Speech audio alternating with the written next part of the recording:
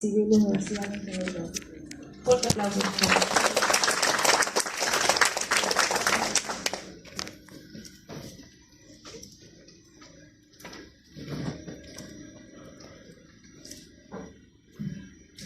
¿Qué tal? ¿Cómo están? Buenas tardes con todos. Primero agradecer la invitación al ingeniero Gutiérrez, a ustedes, estudiantes de arquitectura de la Universidad Ricardo Palma. Me siento muy feliz de estar aquí. Cuenten conmigo siempre para lo que necesiten. Hoy estoy aquí para exponer sobre el concreto premezclado. ¿Ok? Siguiente, por favor. Bueno, mi nombre es José María Lara, actualmente soy ejecutivo comercial de Unicom. Creo que aquí todos conocen Unicom, o al menos han escuchado hablar de Unicom, de esta empresa concretera, ¿no?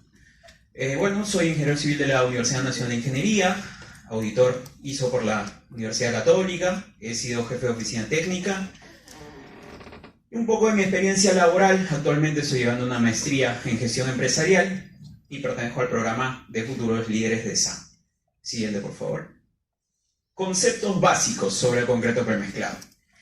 Y esta parte quisiera que la entiendan muy bien para hablar siempre con propiedad. ¿Qué es el concreto premezclado?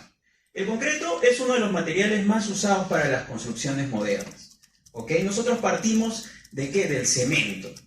El cemento que todos conocemos. Venimos y le echamos agua. Entonces, ¿qué se forma? ¿Alguien sabe? El nombre correcto del agua más el cemento. Una pasta. Ahí había levantado la mano. Ahora vas a volver a intervenir. Una pasta. A esa pasta de agua y cemento le echamos el agregado fino, que es la arena. ¿Qué obtenemos? El mortero. ¿Correcto? Si al mortero nosotros le añadimos el agregado grueso, o también conocido como piedra chancada, ¿qué tenemos? El concreto. Ok, el concreto. Nosotros al concreto le colocamos aditivos.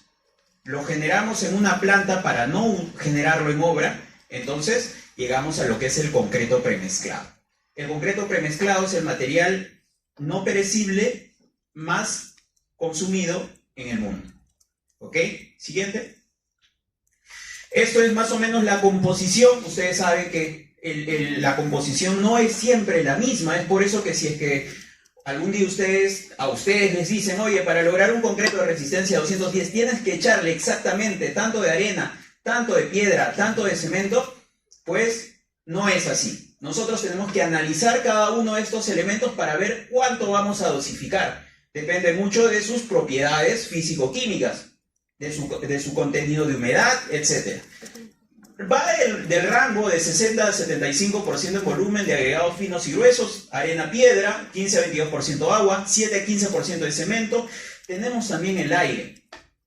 Siempre va a quedar aire, no existe un concreto que no tenga aire atrapado.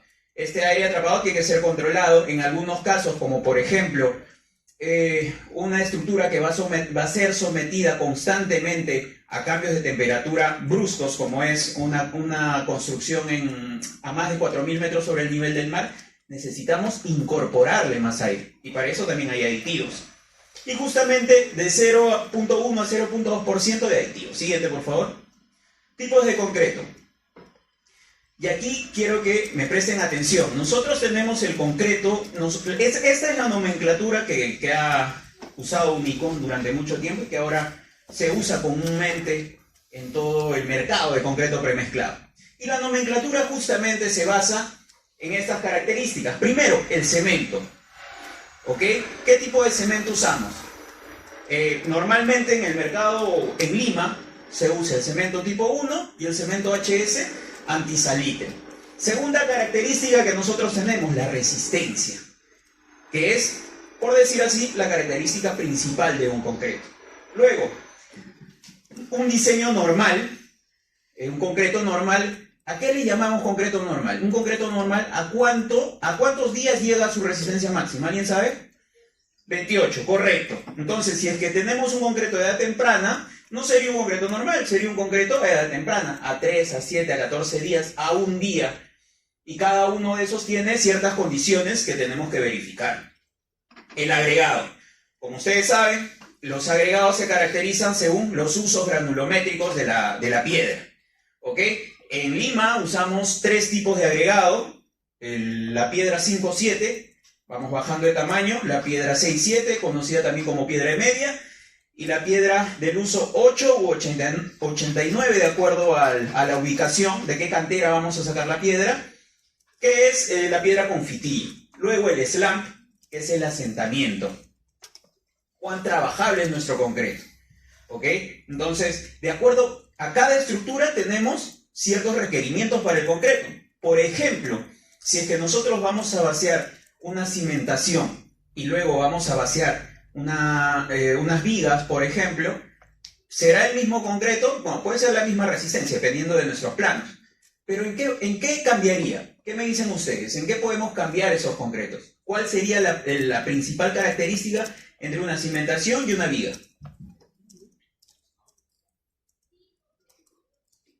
Y ahí está con números. El tamaño de piedra, por la cantidad de acero que nosotros tenemos en cada elemento. Normalmente en una cimentación tenemos aceros más separados. En una viga tenemos aceros más confinados, tenemos mayor acero embebido. ¿Qué significa esto? Que necesitamos una piedra más pequeña. Porque si usamos una piedra más grande, ¿qué va a pasar con el concreto? No va a encajar correctamente y esto al endurecer se va a generar las famosas cangrejeras. ¿Correcto? Y bueno, la durabilidad que nosotros usamos en el caso de la relación agua-cemento. Justamente mencionaban por ahí el tema del salitre, ¿no? Nosotros tenemos zonas que son muy propensas a recibir ataques de sales, de sulfatos, y que justamente requieren un concreto con cierta durabilidad, con una relación de agua-cemento baja. Siguiente, por favor. Esos son los cementos, los que les menciono, que más se usan aquí en el mercado.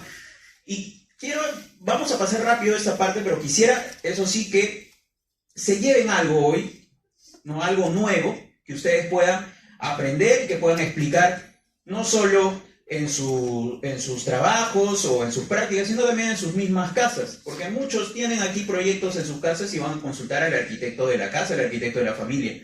Y son preguntas básicas que tal vez hoy vamos a ayudar a resolver. Siguiente, por favor. Esas son las resistencias.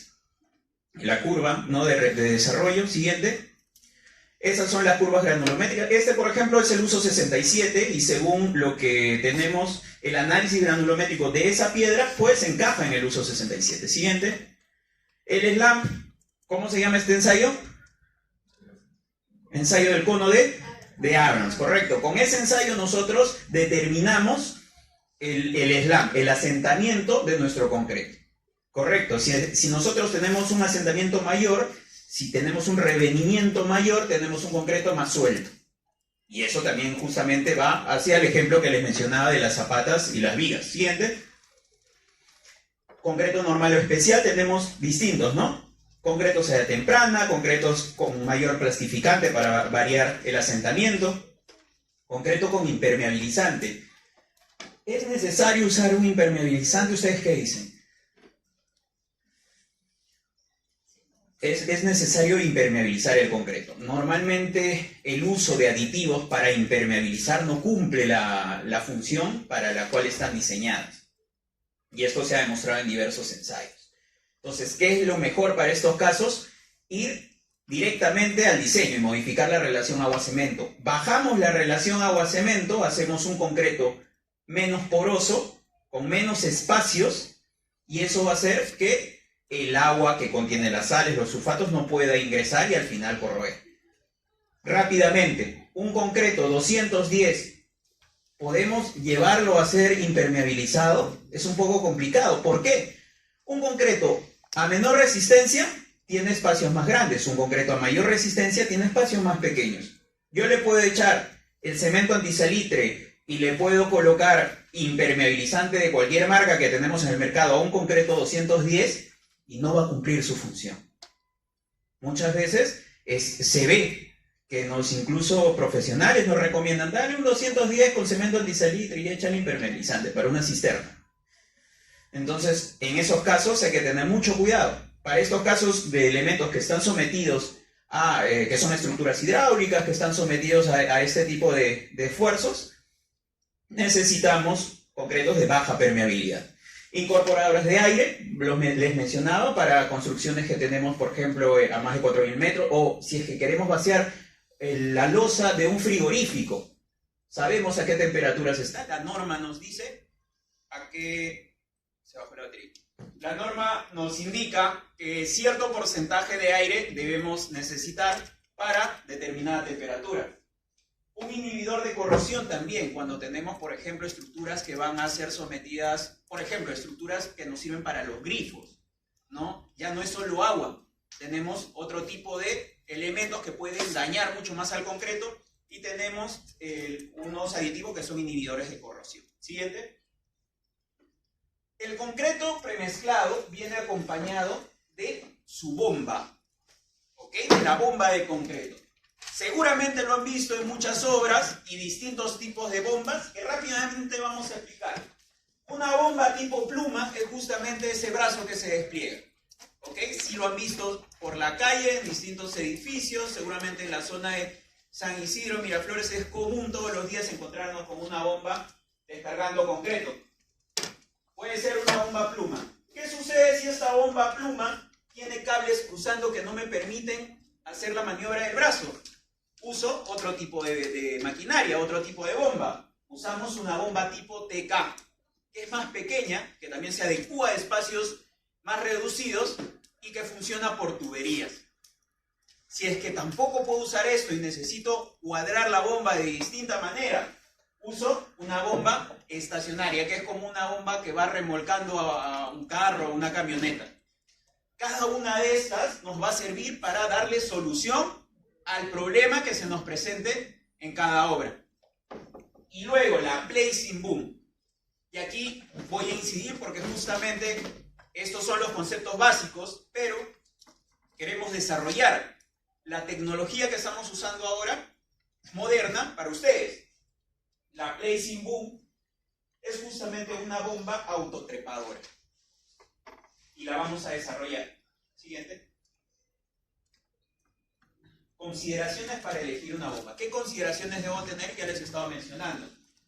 Miren los tamaños y cómo varían, ¿no? Una bomba pluma, la más pequeña, más o menos me abarca 10 metros de largo por 7 de ancho. En una vía de un ancho muy reducido sería imposible usar una bomba tipo pluma. Entonces optamos por bombas TK que son más pequeñas. Solo usan 8 metros de largo y 2.5 metros de ancho. En un carril tenemos sobrado espacio para poder trabajar con esa bomba. De la misma manera, una bomba estacionaria que es aún más pequeña. ¿Okay? Se debe entender que el ancho de las bombas son con los estabilizadores abiertos en su totalidad. Son las patitas que tienen a los costados, que es por un motivo de seguridad. Siguiente. Y justamente la seguridad es muy importante, tanto para ustedes como profesionales, para el personal técnico, incluso para el personal que está circulando por ahí. Se sabe, se ha visto lo vulnerable que es la industria de la construcción al momento de hablar de seguridad. Porque muchas veces se toman acciones que, pues, van más allá de ser condiciones inseguras y que muchas veces son avaladas por profesionales. Y es lo que nosotros no debemos permitir y justamente para eso nos estamos formando, ¿no? La vida siempre tiene que estar primero, la vida siempre tiene que estar por sobre todo. Vemos casos como estos, ¿no? Por ejemplo, volteos, porque se superaron las cargas en algún punto de la bomba. Esto que es típico, por ejemplo, asentamos el estabilizador en una zona que se va a hundir, en un terreno inestable. Y eso lo sabíamos, sí lo sabíamos, pero se piensa, algo así, no va a pasar nada. Y bueno, ahí están las consecuencias. Y un incendio, ¿por qué?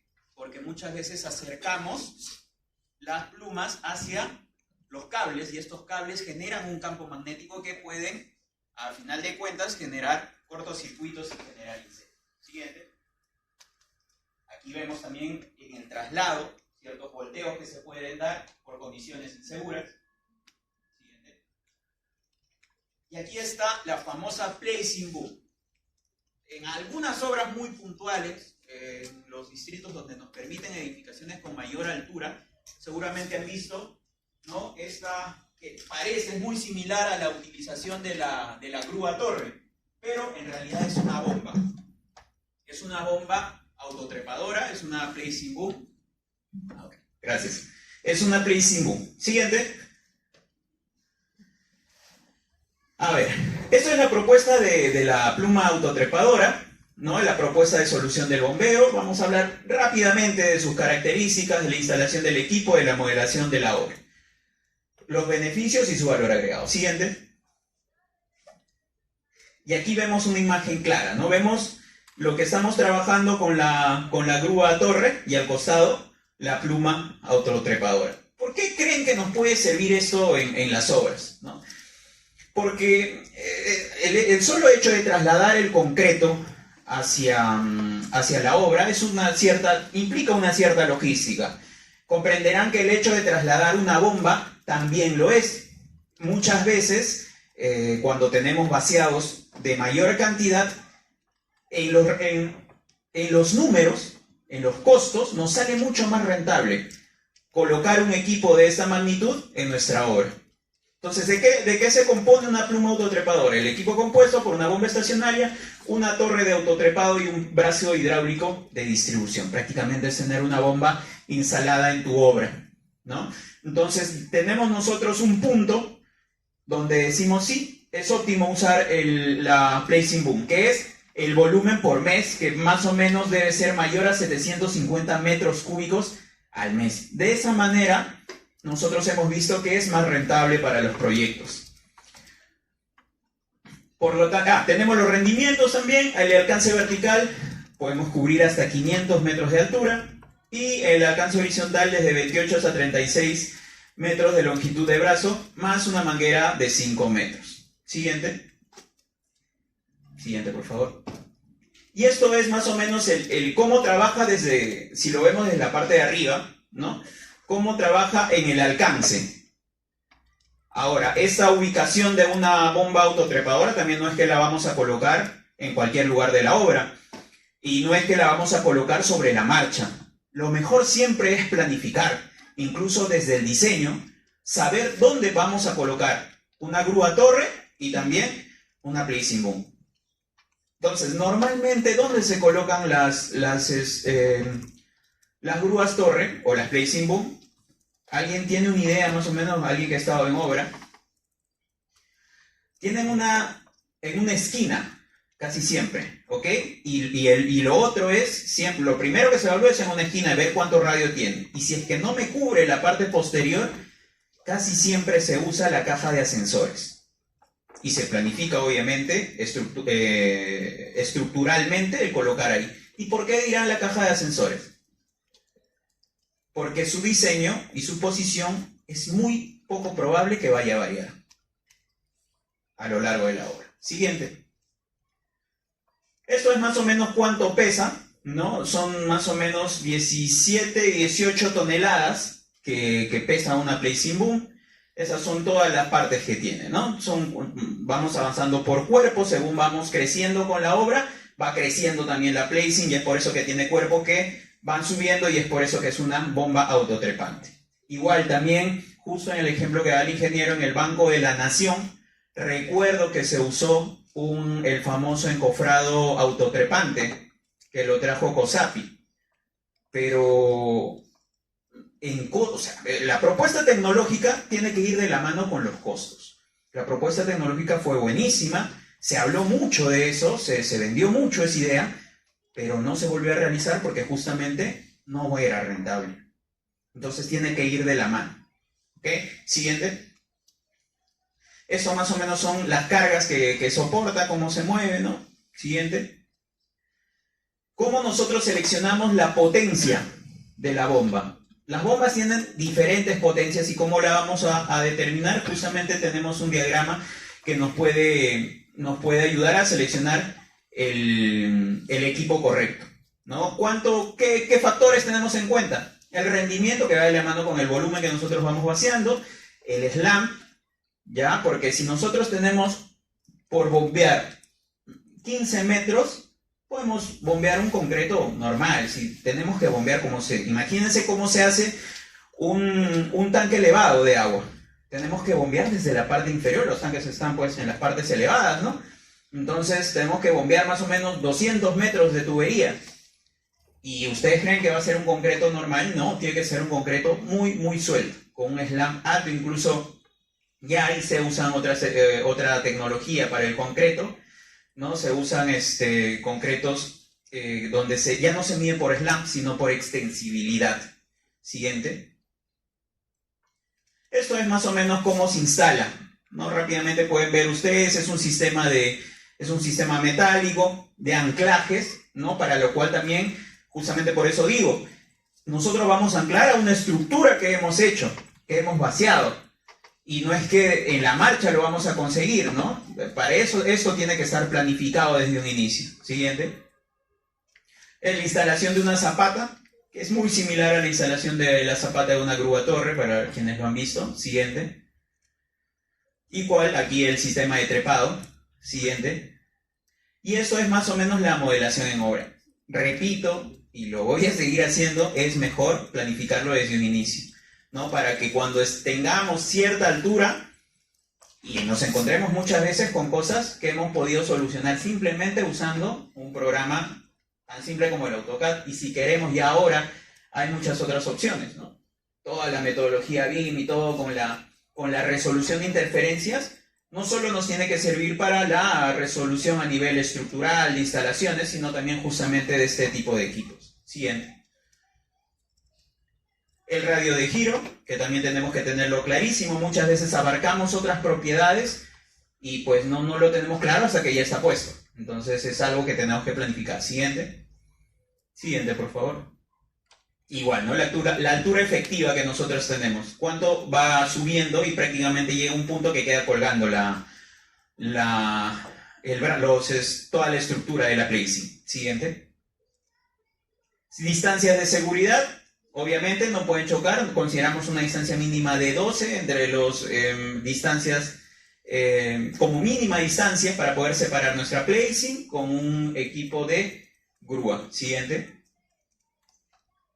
Y aquí es donde, cómo nosotros trabajamos, ¿no? Esto es una bomba estacionaria, esto es la vía pública, llega la bomba estacionaria, que es una bombita mucho más pequeña, mucho más simple, y se encarga de pasar por toda esta tubería que ya está preinstalada en obra. Y de esta manera, aquí tenemos un operador que distribuye hacia cada punto que se necesite vaciar. Siguiente, por favor. Y ahí más o menos cómo se trabaja en operación, en la limpieza, que es muy importante, y para luego ya pasar el aire, ¿no? Siguiente. ¿Qué beneficios nos trae? El incremento del rendimiento de la obra en por lo menos un 10%. Si un 5% es para la toma de decisiones un factor muy importante, imagínense un 10%. O sea, se ha demostrado que con una placing nosotros podemos potenciar el rendimiento de las obras. Se eliminan los tipos de armado y desarmado de tuberías para los cambios de estructura. Comprenderán que una bomba normal, como les he explicado, cuando llega a la obra necesita un tiempo que abarca desde la media hora hasta la hora y media, ¿ok? Y ustedes saben que ese tiempo en obra vale oro, ¿no? Entonces, eliminamos todos esos tiempos de armado, de movimiento de tuberías y simplemente va a llegar la bomba a colocar la conexión que ya está lista y empezamos a bombear. Y las actividades propias de la obra no tendrán interrupciones por interferencias con la instalación de tuberías. Cuando llega la bomba, toda la obra se paraliza, pero en este caso no. Entonces, es una herramienta tecnológica que nos sirve muchísimo a nivel constructivo. Siguiente, por favor. De reducción de desperdicios, ¿no? El equipo de bombeo exclusivo para el cliente, reduce la aglomeración de personas. Bueno, esto igual era algo que nosotros valorábamos mucho post pandemia y reducimos los riesgos de incidentes en obra. Siguiente. Bueno, igual, ¿no? Acá un cuadrito de todos los beneficios que nosotros tenemos. Siguiente, por favor. Y se evitan estas situaciones, ¿no? Esto es con un vaciado, pues, normal. Con un vaciado con una bomba normal que, claro, cuando tenemos una obra pequeña, incluso que abarca desde el techo de una vivienda, pues claro, no vamos a sugerir herramientas que vayan más allá porque justamente no se nota la diferencia a nivel de costos. En obras mucho más grandes, ahí sí se puede percibir claramente la diferencia. Siguiente, por favor. Y aquí algunas aplicaciones en obra. Avancemos. Y aquí está uno de los elementos estrella que tiene Unicom desde hace algunos años, y es el famoso unianclado, que básicamente es la utilización del concreto lanzado. Muchas veces, no sé si han escuchado, que se usa muchísimo en minería, el famoso shotcrete. Entonces, esto lo estamos usando ahora en las edificaciones, sobre todo en edificaciones multifamiliares, ¿no? Incidimos en una partida que era justamente la colocación de los anillos de los muros anclados, y es ahí donde estamos aplicando el unianclado. Siguiente, por favor. ¿Cuál es el sistema tradicional? Miren, ese es el sistema tradicional con el que se trabaja aún al día de hoy, y este es el sistema unianclado. Todo eso es el encofrado, y obviamente tiene que tener toda esa estructura, porque es por un tema de seguridad. Porque el concreto emite tanta presión al estado fresco cuando se está vaciando que el encofrado puede colapsar. Entonces, ¿nosotros qué cosa planteamos? El sistema unianclado. Incluso, seguramente van a ver la foto más adelante, y siempre lo menciono, la famosa pachamanca, ¿no? Que es el sostenimiento de un elemento estructural con el mismo terreno de la obra. Ya no se usa tampoco porque usamos el sistema unianclado. Siguiente. Esta es la comparación, ¿no?, del proceso constructivo con la solución del unianclado del concreto lanzado. Ambas tienen la excavación de terreno, correcto. Ambas se perfora y coloca los anclajes, los cables, los torones, ¿no? Habilitación de la instalación de la armadura, también el día 2, y ahí empieza la diferencia. Cuando se empieza a encofrar mediante el sistema tradicional, nosotros simplemente colocamos unas guías para medir el espesor. Luego viene el día del vaciado de concreto, nosotros empezamos el proyectado, y al momento del desencofrado, que también, o sea, además de armar toda esa estructura, ahora tienes que venir a desarmarla. Entonces, nosotros, como es concreto lanzado, ya no tenemos que desarmar nada. Y en 5 días, ¿cuántos días ganamos nosotros? 2. Y es bastante, ¿no? Porque eso es simplemente de una pequeña partida que nosotros estamos haciendo. Ahora imagínense cuando tenemos edificaciones con 4 o 5 anillos, donde tenemos que ir bajando, y ahí se va notando la diferencia. Siguiente. Reducción de la mano de obra propia de la obra, reducción de más del 90% de la carpintería y encofrado, justamente en lo que incidía, ¿no? El acabado se da en concreto fresco, ¿no? Ya no requiere el tarrajeo, porque claro, simplemente requiere un pequeño enlucido, porque ya el concreto lanzado de por sí nos ayuda bastante. No tenemos los problemas que algunos han visto, que al desencofrar nos llevamos pues 1001 sorpresas. Eso ya no lo tenemos aquí. La reducción del plazo de obra por mayor rapidez en el sistema, reducción del plazo de tensado al muro de 3 a 2 días. Entonces todo esto igual también es una herramienta tecnológica que está ahora al servicio de la construcción. Siguiente. Este es el procedimiento, rápidamente lo vamos a ver. Siguiente, por favor. Aquí está cómo nosotros llegamos a obra. Igual, acá voy a mencionarlo. Esto es el mixer, ¿correcto? Ese es el nombre, mixer, y esta es la bomba. ¿Qué tipo de bomba será? De las que ustedes han visto, no es una pluma claramente, ¿no? Esta es una bomba TK, correcto. Es una bomba TK que por lo que veo debe ser una bomba TK de potencia 70. Necesitamos esa cosita verde, nosotros le llamamos biombo. ¿Para qué nos sirve el biombo? ¿Alguien puede decirme? ¿Se da alguna idea de para qué nos sirve? Para evitar salpicaduras, ¿ya? Porque es muy importante. Tenemos que también, detrás de esa cortina verde del biombo, tenemos una zona donde tenemos que cubrir con plásticos, porque el concreto, si derramamos en la vía pública, al endurecerse puede ser un gran problema para los peatones, para los vehículos. Tenemos que tener mucho cuidado en eso. No es simplemente venir, botar el concreto y me voy, ¿no? Tenemos que nosotros ser cuidadosos con todo lo que esto implica, con todo lo que este servicio implica. Siguiente. Esto es más o menos un ejemplo, esto es lo que se hizo en Jesús María, esa obra del año 2021, porque ya el Unienclavo debe tener más o menos sus 5 años aquí. ¿Cuánto concreto hemos usado en los muros? 340 metros cúbicos, eso implica 3 anillos. ¿Ok? Siguiente. Y aquí es donde se ve, ¿no? Cómo nosotros empezamos a trabajar, ¿no? Es prácticamente el mismo procedimiento que se usa para el shotcrete, ¿no? Hay por ahí alguna diferencia y obviamente el concreto en este caso es especial. ¿Qué tipo de piedra creen que tenemos que usar? La más pequeña, ¿no? El confitillo, correcto, para que pueda ser más fácil de lanzar, de proyectar. Siguiente, por favor. Siguiente. El elucido, ahí está, los muros proyectados, ¿no? Ahí vemos cuál es el avance y a simple vista podemos ver la diferencia. Seguramente los que han estado en obra dirán, ¿por qué no se ven las marcas de los paneles, ¿no? De 240 por 120, bueno. Ahí se nota claramente que ya no necesitamos el tema de revestimiento. Siguiente. Aquí otra obra. A ver, vamos a ver. En este caso hay un poco más, casi 500 metros cúbicos con 3 anillos. Se ve las habilitaciones de los muros. Cómo nosotros verificamos también la rigidez del elemento, que es muy importante. Comenzamos el lanzado del concreto. Y simplemente un andamio pequeño para la colocación en el segundo nivel. Siguiente. Igual, ¿no? El enlucido, corte de losa, concreto endurecido, muro tensado a 2 días con una resistencia mayor a 210. Siguiente. Esto en el segundo anillo, ¿no? Estos muros ya eran de mayor longitud, son muros de 8,60 de largo, pero lo vamos trabajando de la misma manera. Siguiente. Y esto es un comparativo, como les decía, ¿no? Las marcas que nosotros vemos, las cangrejeras que vemos, las imperfecciones que vemos frente a lo que es el sistema Unienclavo.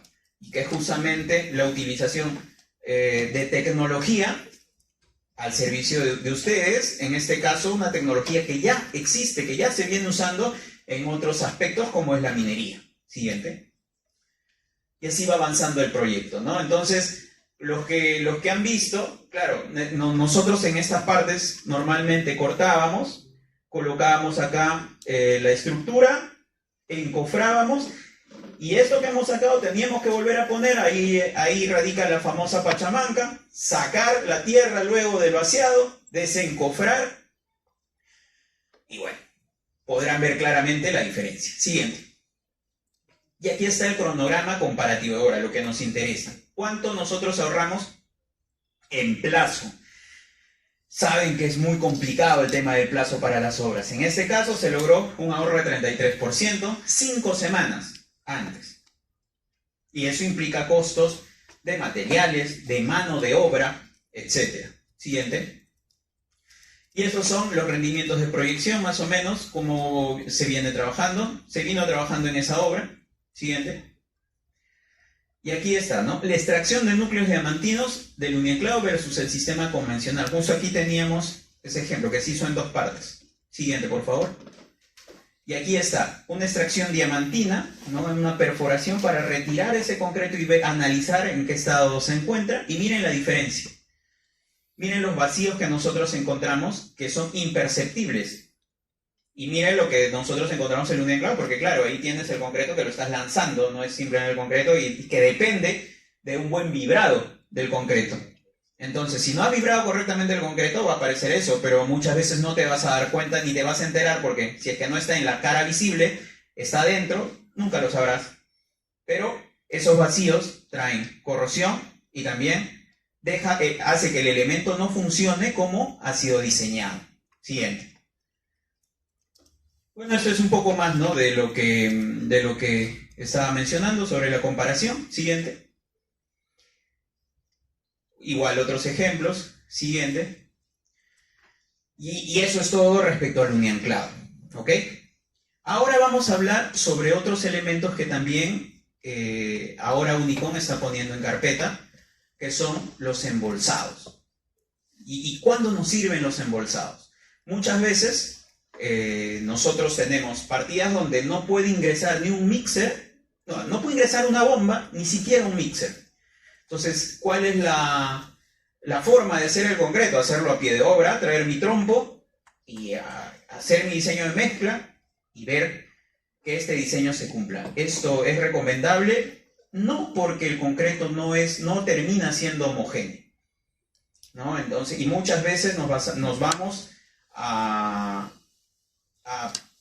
acoger a la pericia de un maestro de obra que tal vez ha trabajado de una cierta manera, pero probablemente no resulta igual en la obra que nosotros estamos trabajando.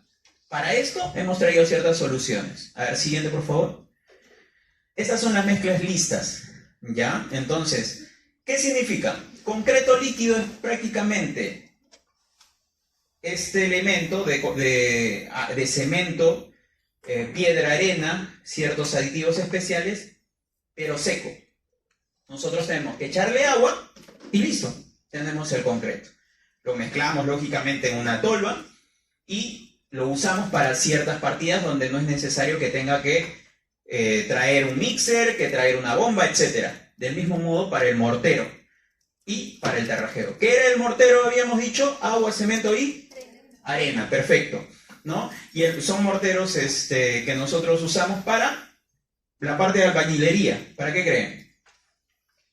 Para el asentado de ladrillos, ¿ok? Que ahí, en el mortero, por ejemplo, de asentado, ¿en qué se diferencia el mortero de tarrajeo?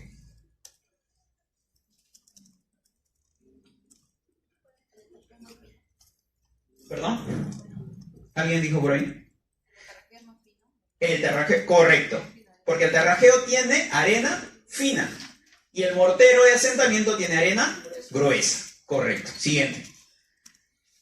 Ahorro del 5% en hora sombra, ya que la mezcla viene dosificada y homogenizada en la bolsa. Esto es para las mezclas secas. Siguiente. Optimización del tiempo. Aumenta el rendimiento de las partidas en un 8% al poder iniciar la labor desde que inicia la jornada. Siguiente. Bueno, este es más o menos lo que nosotros tenemos en el concreto y el mortero también, hecho a mano, hecho en obra, ¿no? Que muchas veces cuando luego nosotros hacemos un estudio muchas veces de diamantino, simplemente cuando endurece, al tacto sabemos que es un elemento muy pobre. Entonces justamente porque no se tuvo el debido cuidado, y es que es obvio, no se puede controlar mucho cuando se hace a pie de obra. Y para eso está todo esto, todos estos elementos embolsados. Siguiente, por favor. Igual en el transporte también comprenderán que ya no se tienen que traer pues toda la logística del concreto, sino simplemente un acarreo e izaje correcto. Cuando trabajamos con grúas torre, esto es facilísimo, porque las grúas justamente sirven para incorporarlas dentro de nuestro tren de trabajo y ayudarnos a esto. Siguiente. Menor desperdicio también, como habrán visto. Siguiente. Y esto es concreto 210 y 175, que nosotros tenemos justamente lo que les mencionaba, con una adición de agua tenemos concretos para que pueden ser usados para pequeñas columnas, para veredas, etcétera, donde no es necesario traer un mixer entero, ¿no? Sino pequeñas soluciones que nosotros también podemos encontrar en nuestro día a día. Siguiente. Igual, el concreto líquido que es un poco más suelto, que nos sirve para el relleno de muros de bloques, ¿no? Como verán, esos de ahí no son ladrillos, ¿no? Son bloques de concreto. Para nosotros rellenar esos bloques de concreto, tenemos el concreto líquido. Siguiente. Igual el mortero en relación de 1 en 4, ¿no? Para vaciados de contrapiso, para asentamiento de unidades de albañilería, etcétera. Siguiente. Tarrajeo también de 1 en 4, ¿no? Para el tarrajeo de muros de cielos rasos. Siguiente. Y los morteros de reparación, cuando tenemos unas cangrejeras que tenemos que reparar, ¿qué hacemos? ¿Traemos nuevamente al mixer que nos dé concreto? No, justamente también ya se tienen morteros de reparación que nos pueden ayudar a eso. Siguiente, por favor. Ese es el mortero sella junta, también, igual, porque nosotros cuando... Bueno, estructuralmente, ya entiendo que también han hablado del tema de las juntas. Entonces, para estas juntas nosotros usamos un mortero que justamente nos sirve para sellarlas. Siguiente, por favor. Las ventajas: facilidad de aplicación en la junta, nos brinda un acabado fino, tiene una alta adherencia en la unión de dos elementos prefabricados y reduce considerablemente la aparición de fisuras. Siguiente.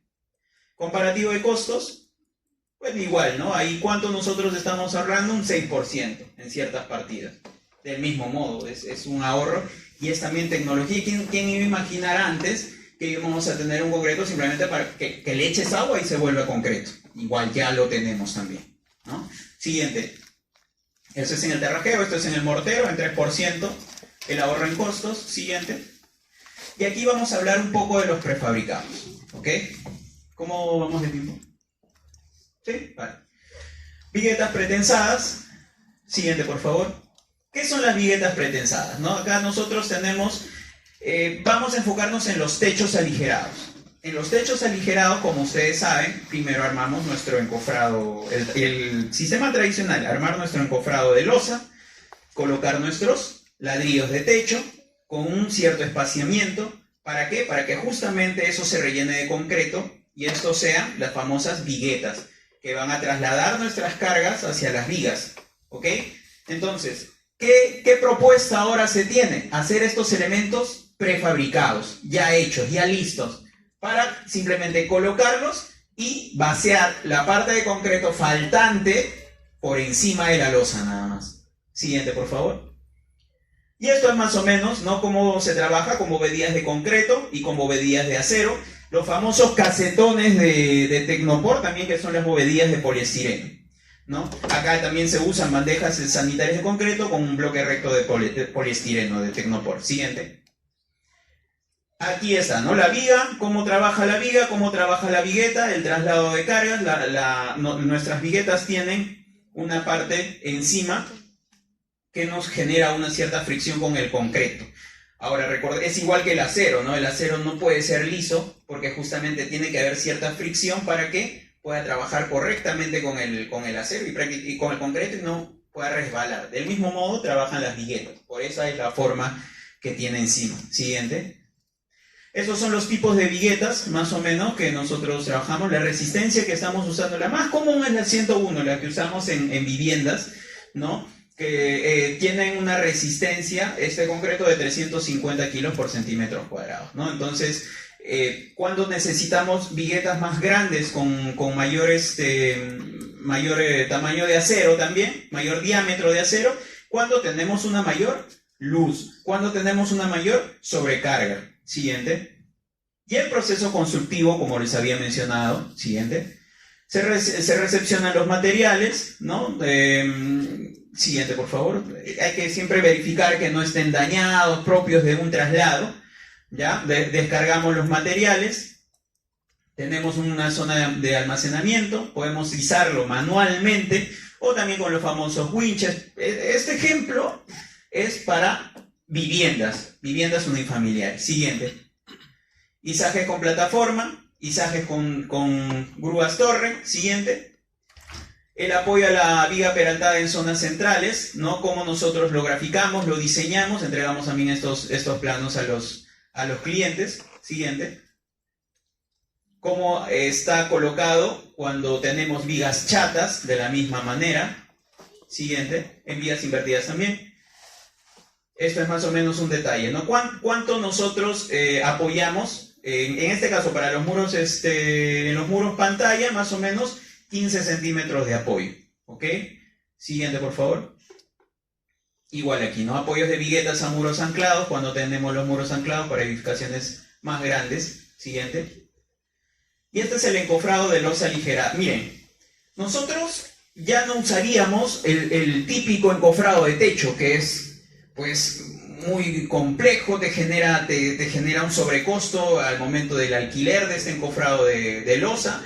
Simplemente necesitaríamos apuntalar las viguetas y es un ahorro. Ya no necesitas todos los paneles que van a ir abajo, porque prácticamente lo que va a sostener tus ladrillos son las viguetas que ya están puestas ahí. Siguiente. Y aquí, pues, ¿no? ¿Cómo se coloca? Empiezas con las bovedillas, colocas las viguetas. Las bovedillas colocamos en los extremos y luego verificamos las desviaciones. Siguiente. Y aquí está un ejemplo, ¿no? Si es que ustedes han visto un encofrado de losa del que se ve día a día en Lima, sobre todo de autoconstrucción, pues esto es una obra de arte comparado a lo que nosotros vemos. Nos ayuda mucho en el orden, nos ayuda mucho en la limpieza, etc. Siguiente.